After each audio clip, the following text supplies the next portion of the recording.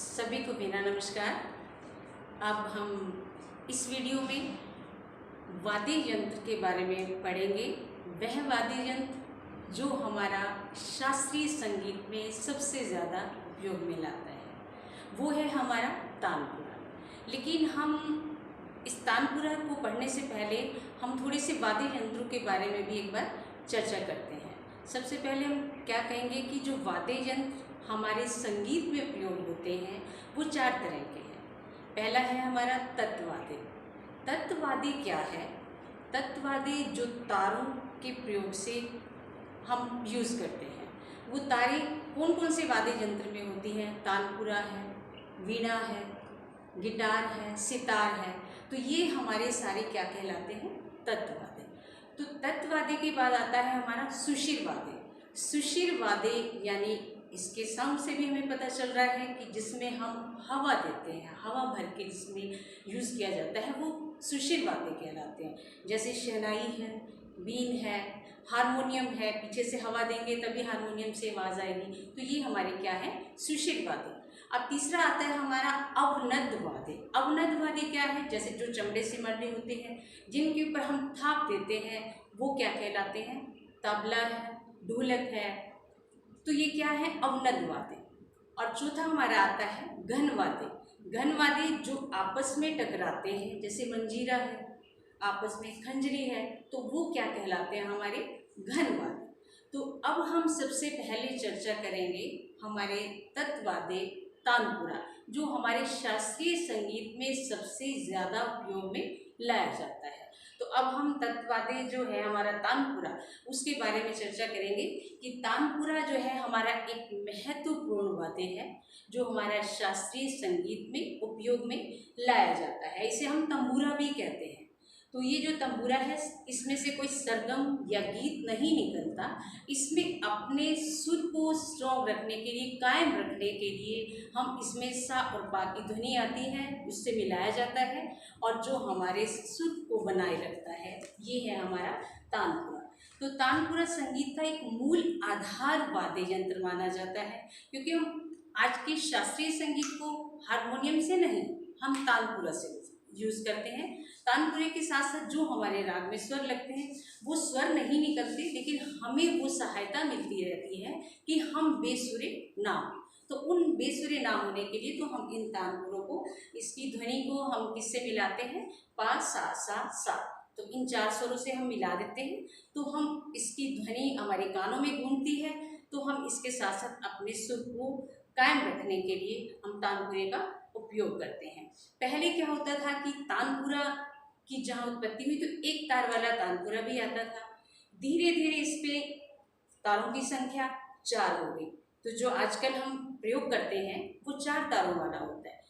तो इसमें 6 तारों वाला भी आता था, लेकिन उसका प्रचलन बहुत कम है। लेकिन अब 4 तारों वाला जो तानपुरा है वो आजकल हम आधुनिक युग में उसी का ही मैक्सिमम प्रयोग रहता है। तो इसमें जो 4 तारे हैं उन 4 तारों को हम किससे मिलाते हैं? जो हमारी तानपुरे की पहली तार है वो पा से, और जो बीच की उसको हम जोड़ी का तार बोलते हैं जिसे हम सा सा, और जो चौथी तार है, चौथी तार को हम मंद्र सप्तक के सा से, जिसे खड़िज भी कहते हैं, उससे हमें मिलाया जाता है। तो इसके किससे मिलाया हमने? पा सा सा सा, इससे मिलाया हमें तानपुर को। अगर किसी राग में पा स्वर वर्जित होता है तो हम उसको किससे मिलाते हैं? मा स्वर से। तो वो क्या हो गया? मा सा सा सा। अगर किसी राग में मा स्वर तीव्र लगता है तो उसको हम किससे मिलाएंगे? पहले तार को नी से मिलाएंगे, नी सा सा। तो इस प्रकार से हमारी जो तारे चार तारे हैं तानपुरे की, उससे हमें पहले पा सा सा से, पा नहीं है तो मा सा सा सा से, तो अगर माँ भी तीव्र लगता है उसमें तो हम नी सा सा से मिलाएंगे।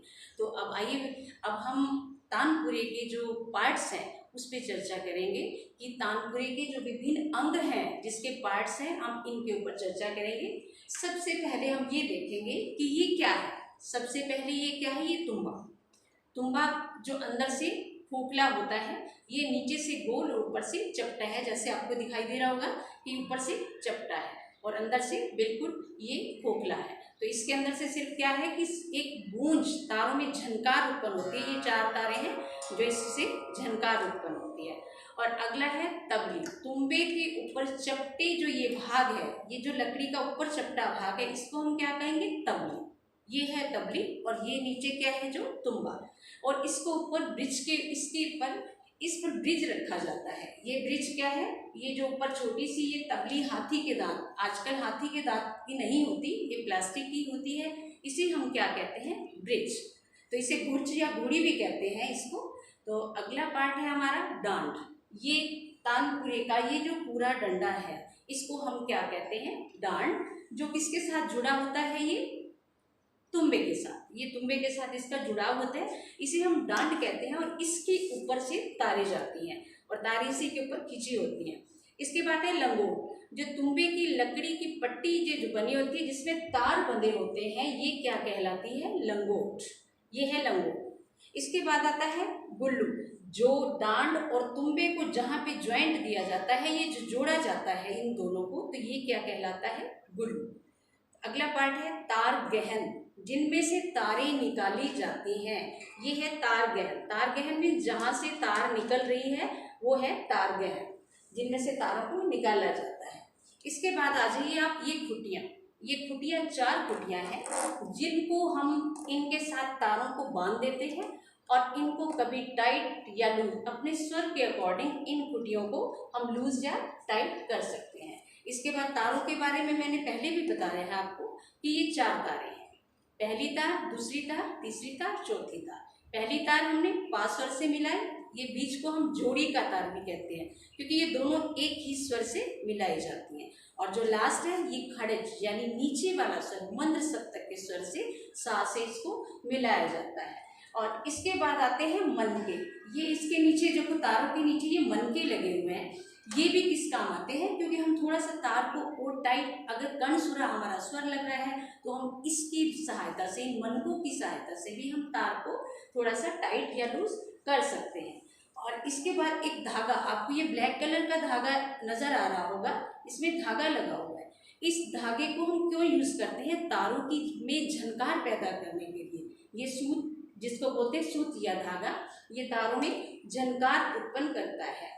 और इसके बाद आता है आपका सबसे मुख्य पार्ट जो है आपका इनका, कि हमारा तानपुरा जो हमारे शास्त्रीय संगीत में जिनका हम प्रयोग करते हैं, ये सभी इसके पार्ट्स हैं और इन पार्ट्स को आपने ध्यान रखना है। और ये चैप्टर 11th और 12th दोनों के लिए है, क्योंकि हमारा बेसिक तानपुरा, हमारा आधारभूत जो है वो हमारा तानपुरा रहता है शास्त्रीय संगीत के लिए। तो अब हम शास्त्रीय संगीत गाने से पहले हमने तानपुरे के बारे में जाना और तानपुरे की सहायता से ही हम शास्त्रीय संगीत प्रैक्टिकल की तरफ आगे बढ़ेंगे। तो इसी के साथ ही हम अगली वीडियो में हम राग के बारे में जानकारी लेंगे। धन्यवाद।